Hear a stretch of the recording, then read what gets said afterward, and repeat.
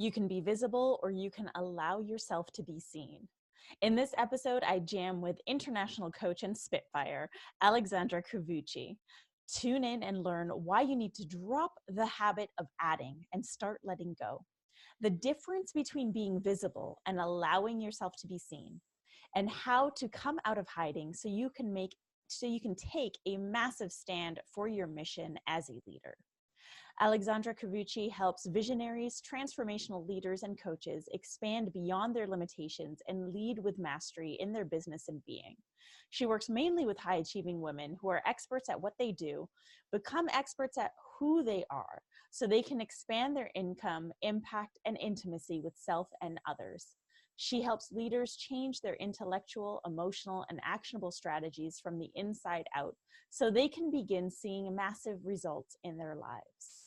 Today's episode is sponsored by my advanced digital training, Unleashed and Unapologetic, How to Become a Thought Leader and Build a Cult Following. If you know you're here to lead a message, if you have a purpose and you're looking to create more visibility for yourself, your message, and what you stand for, I highly recommend that you enroll for the UNU training at rubyfremont.com/unleashed. Now it's time to learn more about visibility with Alexandra Covucci. Welcome to today's Thought Leader, where I'm challenging you to rise up, speak up, and create a movement. I'm your host, Ruby Fremont, and I'm here as a catalyst for you, the new generation of thought leaders. Join me every week as I dive into raw and real conversations that will help you amplify your presence, influence, and impact. Hey, thought leaders, I'm back with a very special guest, someone I have been excited all week to record with. Actually, wait, I'm lying. I've been excited ever since she booked this in.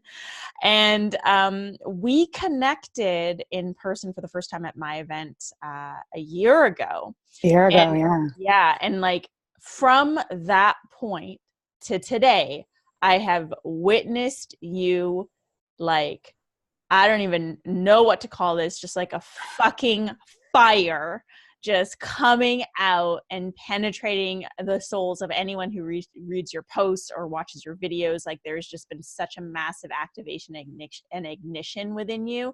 So I am excited to introduce Alexandra Covucci to my audience today. Alexandra, welcome.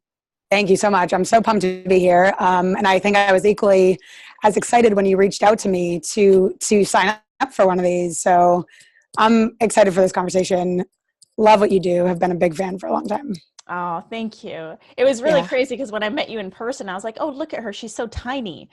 And then I got to know you and I was like, holy shit, she is mighty. She's like one of those tiny but mighty, like little firecrackers that, I mean, when we first connected, to be honest with you, I didn't see as much of that fire. Like I felt like there was the desire and there was a deep sense of passion, but the fire I feel started like coming out of you after.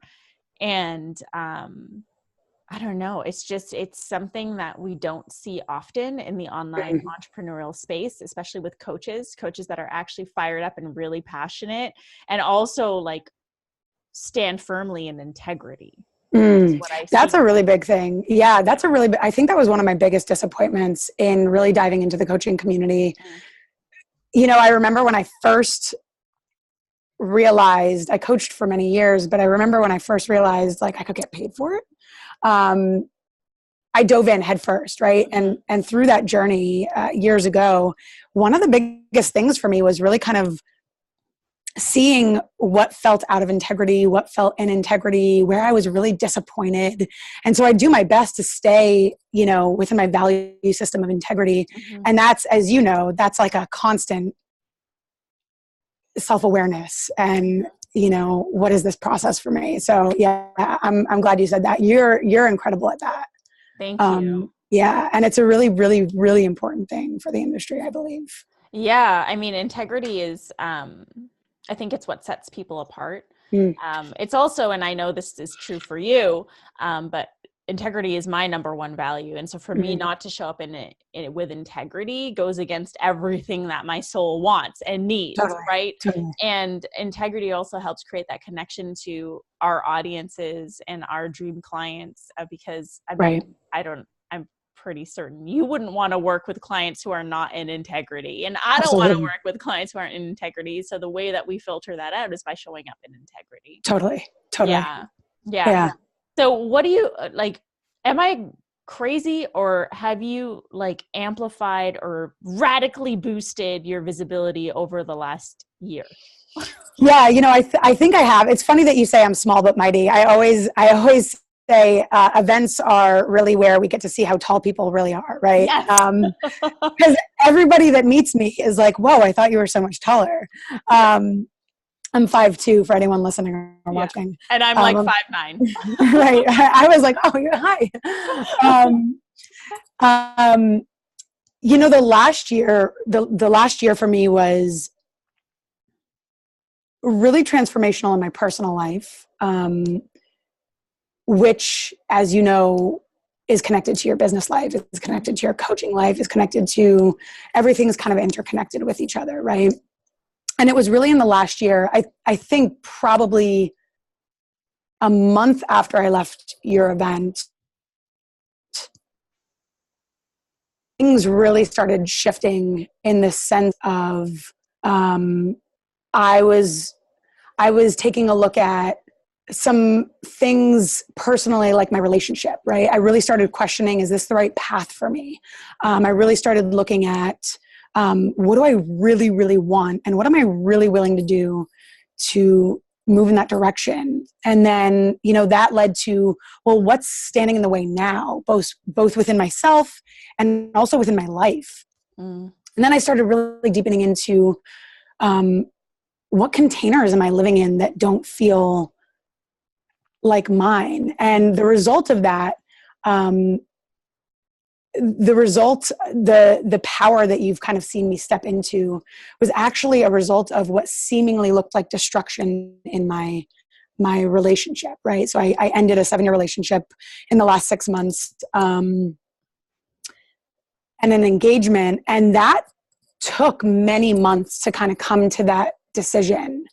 And it was really a powerful moment of looking at myself and looking at what I want and where am I going all in and whose ocean am I swimming in, and is it my own and is it not? And that resulted in, the transition out of this relationship, but almost a renewal and rebirth in my relationship with myself and what I'm bringing forth. And so all of that kind of transpired over the last year, and it's been a doozy, it's been a doozy of growth. Yeah. Yeah. It's so interesting that you share that, there on the outside, there's all this growth, but behind the scenes, it's like this destruction. And I don't know, I feel that so often that's the case. We let go of something, or we let go of people, we let go of experiences, we let go of circumstances, whatever it is, our bullshit, our garbage, whatever it is, we let go of things. And we all of a sudden find ourselves feeling a lightness that we didn't connect to before, which allows us to then shift or evolve into more of who we're here to be. Totally. And this isn't to say anything bad about your ex, because that relationship served a powerful purpose. Absolutely. This is more so like you having the courage to say, hey, at one point this was right, and now it's just no longer fitting. And then to see what emerge from that experience, like in you. Wow. Yeah. I think one of the realizations I had this year was, first of all, I love that you spoke to letting go of things, because I think so many people want to add, right? They want to add more money and add more influence and add more likes and add more followers and add more programs and add, when so much of our growth comes from subtraction, from seeming destruction, right? And one of the things I really realized for myself this year was that when we do let go, there comes this, when we let go of certain things to certain extents, there comes this grief. And I found that when I was facing that grief, I had to really face myself, right? Like it was stripping away everything. And I had to look at what's left and what do I want to build on, right? And that leaves space for rebirth. That leaves space for really reinventing yourself. And it's scary as fuck. Yeah, right? Super scary. Yeah. Yeah, it's super scary to come face to face with that opportunity to reinvent yourself. Or, you know, even I like to look at it as an opportunity to rediscover yourself. Absolutely. And for so many people, this is like really rediscovering yourself for the first time in like 20, 30, 40 years, because you haven't been yourself since, you know, you were a child and you were slapped all these programs and beliefs upon you. And now we're adults and we're like learning to unlearn and shedding and releasing. And it's just crazy. And I agree. I think that our society is obsessed with adding, when really this is about releasing, and this is about letting go, so that you can then discover more of who you are. Because when we add things, I feel like that just creates more walls and separation between who we actually are at the core of our being. Totally. And it's also easy to hide behind what we add, right? When like stripping it away, you have to see yourself.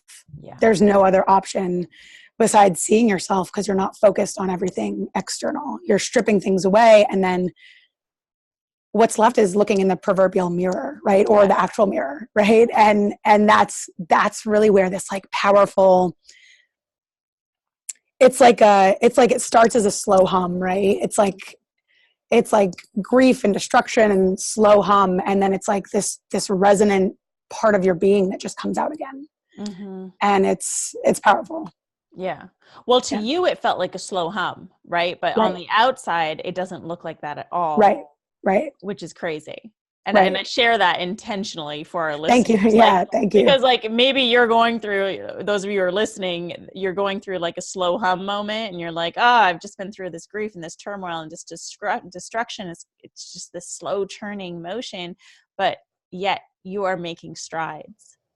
That's a great point. I had a friend say to me this morning, actually, she said, Alex, your growth on the outside is so exponential, and you sometimes say things that make it sound like you don't even realize how much you've grown, you know? And I kind of had to think for a second, like, whoa, yeah, these are all the things that are different from a year ago, even in the way that I approach things or process things or talk about things. And it's easy to not notice how much momentum we're gaining. Right. Yeah, that's a great point. Just like what I was sharing about your visibility, you know, like just seeing how visible you are and the way in which you're showing up for yourself, but also for your audience, for your online community. It's really big. And I know personally how much dedication that takes.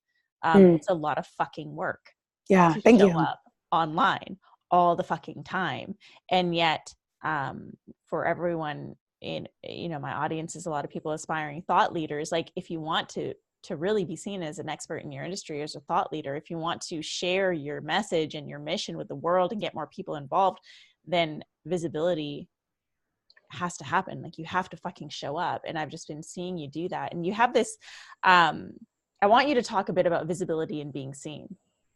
Yeah. So it's interesting to me that you've seen my visibility expand, right? Because I thought about a year ago, I was actually more technically visible. I was doing a lot more lives, and I was doing a lot more appearances here and there and whatever.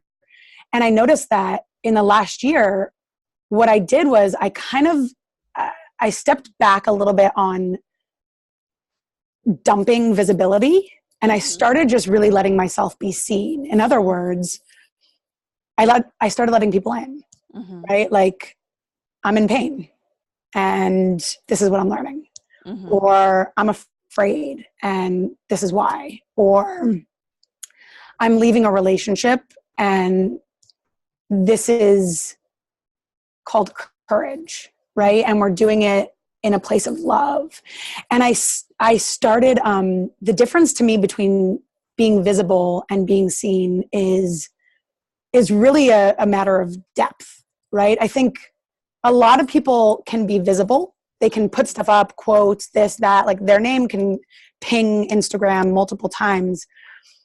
But being seen requires letting people in, right? It requires coming out of hiding on some level, to yourself, to others. It requires sharing the dark and the light. It requires bringing to the light what you do in the dark, right? Yeah. And that's really, really, that's an edge for a lot of people. And it's really bringing this depth of, well, what masks am I presenting and how can I take them off? Right. And right. Being really transparent, leading from there, and also accepting yourself in that. Right. Looking at why you're sharing what you're sharing and the motives, and is it coming from a need for approval? Because you can be visible all damn day. And super fucking needy. And super fucking needy and need so much approval and, you know, like, so whatever. And maybe behind the scenes, you don't feel like that at all. Or, you know, you feel ashamed of yourself, or you're not really looking at what's going on emotionally or on a energetic level. And so I think being seen is really a deep level of self-acceptance and then sharing that with the world.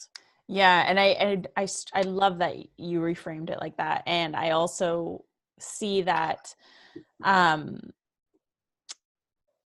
it's in you choosing to show up in the way that you have been showing up over the past year, and really allowing yourself to be seen. What you were also doing was letting these pieces of your life be seen that could really be beneficial to your audience. And that's a major, major difference that I want to highlight, right? Because again, you can be visible and you can be needy at the same time. You can be visible and validation.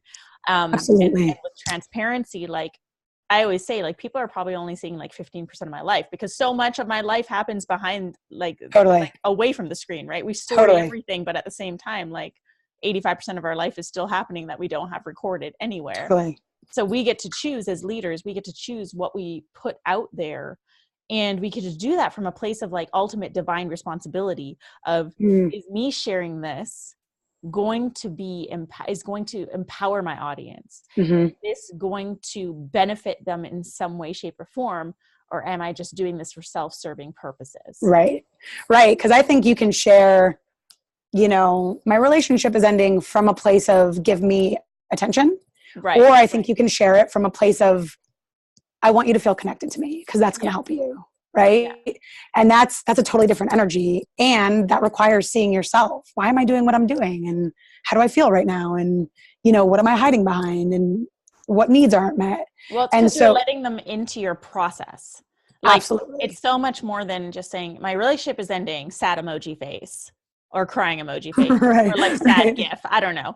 And then versus like my relationship. That would have been a weird fucking post. Right. But people do it.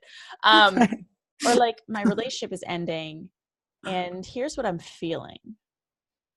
Here's what I've learned, or here's what I'm learning, and here's what I'm stepping into, and here's what I'm letting go of, and here's what I'm having a hard time with.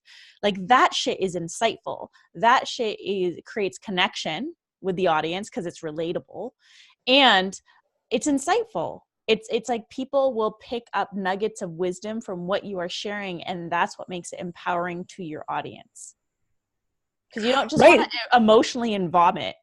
Right. It also lets people know that they're not fucking broken, because I think the self-help industry has sometimes an undertone of, you know, do these things and everything will be great. Right. Let's just call it as it is. The self-development industry likes to make people feel like they're broken. Absolutely. Right. And so sharing our process is like, hey, you're not fucking broken. I'm not fucking broken. And we get to improve ourselves if we want. And we get to learn shit, and we get to have a good time, and we get to, you know, step into our power. Right. It's a both and conversation where it's been an and or conversation for so long, you know? Yeah, for sure.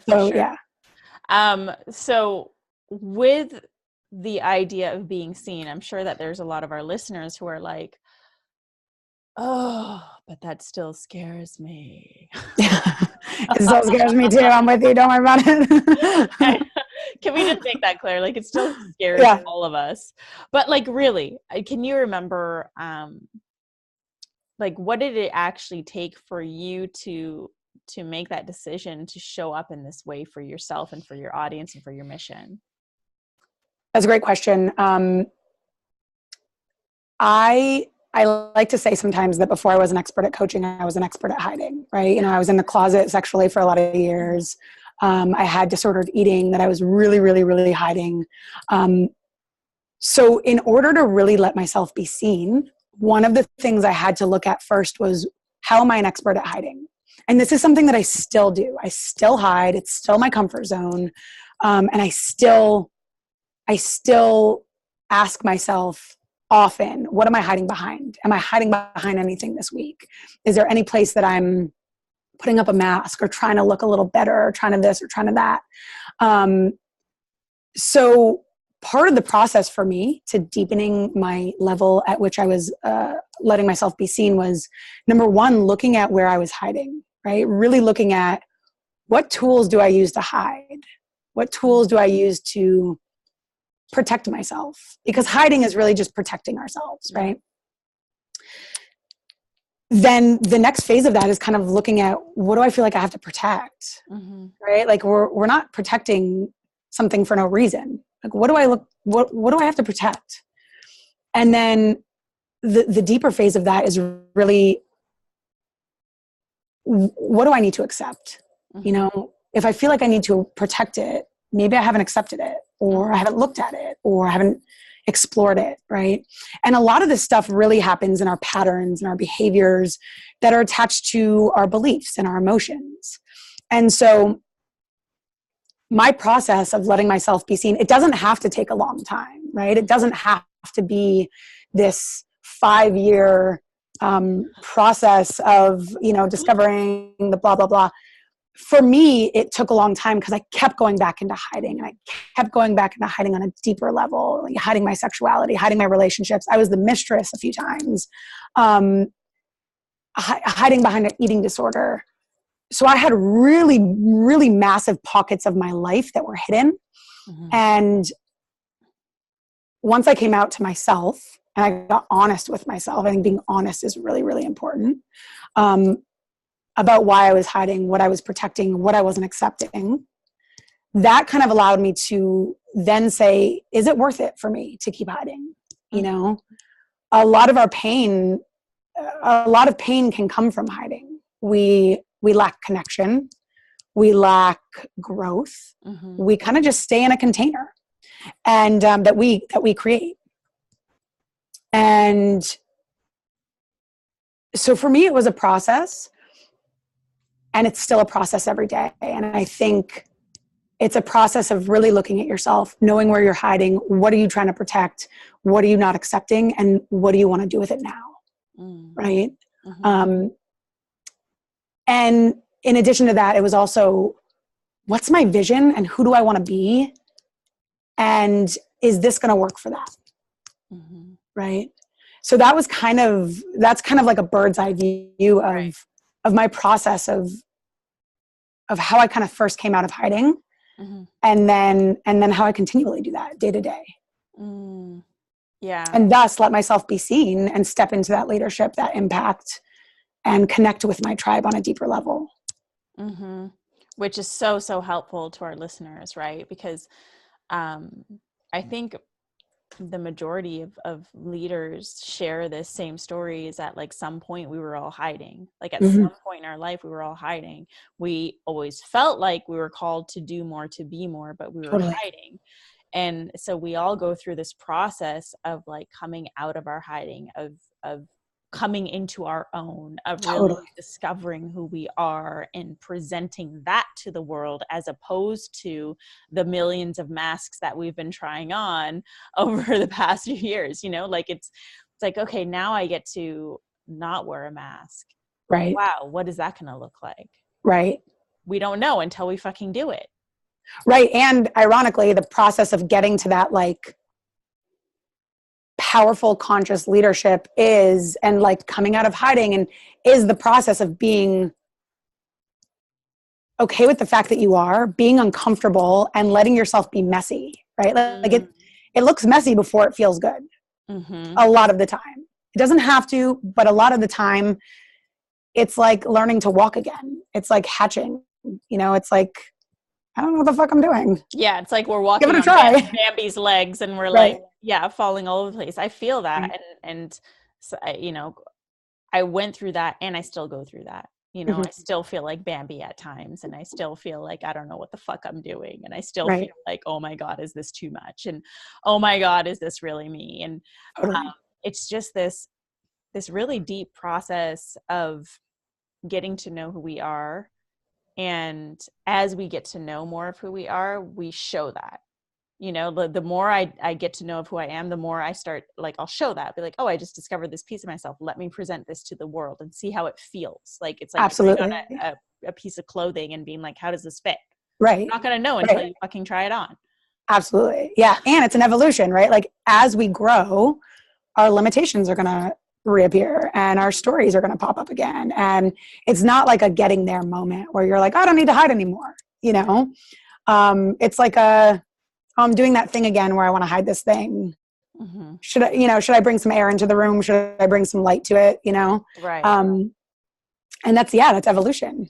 Mm-hmm. And I think when we really harness the fact that that's part of it, mm-hmm. we can stop trying to fix so that we can go do the thing, right? Like, we can stop trying to fix this shit. Mm-hmm. We spend time trying to fix, like, I just need to fix my procrastination and my this and my that, and I just need to fix it all, and then I'm just going to take off, right? Where really it's like, I'm just going to accept that I do all of this shit. Mm-hmm. I'm going to see if it's useful or not. I'm going to stumble along the way. I'm going to take action. Myself be seen. I'm going to try that. That's when we really create massive momentum, when we just accept the fact that we're all a little fucked up and we're doing our best. Yeah, I love that you said that. Self-acceptance is really, acceptance is the first step to everything. We need to accept where we're at. Totally. And so this isn't about fixing. This isn't about fixing the fact that you like to hide. This isn't about fixing all the different reasons why you hide. Totally. It's about uncovering what all of that is, like being aware of it. Mm-hmm. And then accepting it so that you can then move forward from that space, because we do ruminate on fixing. We ruminate on that stage of fixing, and we get obsessed with it. And that in itself, it's like, I'm trying to fix my procrastination. It's like, no, you're actually procrastinating. Right.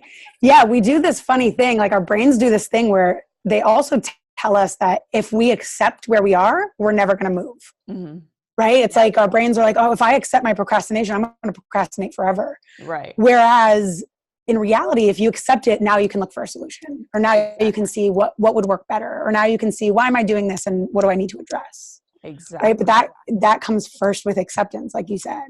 Yeah, exactly. I mean, I'll share a little client story here. I had a client who battled bulimia for 16 years, and she had tried everything, therapy, coaches, whatever, started working with me, and we really started working at, what are the reasons that this is happening? And then I also noticed a pattern. She's not really accepting this. Like, she wasn't accepting her body as it was. She wasn't accepting how she looked. She was very much like, I need to look like this, and always thinking about that.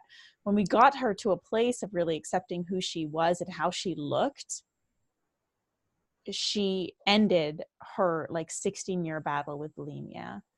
That's incredible. Super happy with her body, and eats, now works in nutrition. And I mean, it's such a powerful piece that not enough people are grasping, because everyone, again, is so quick to go on to the next thing. Like, everyone's in this go mentality. It's like, no, just be with this. Really accept this. See, remove the blinders, see what's actually going on, and then practice it. Yeah. Right. Yeah.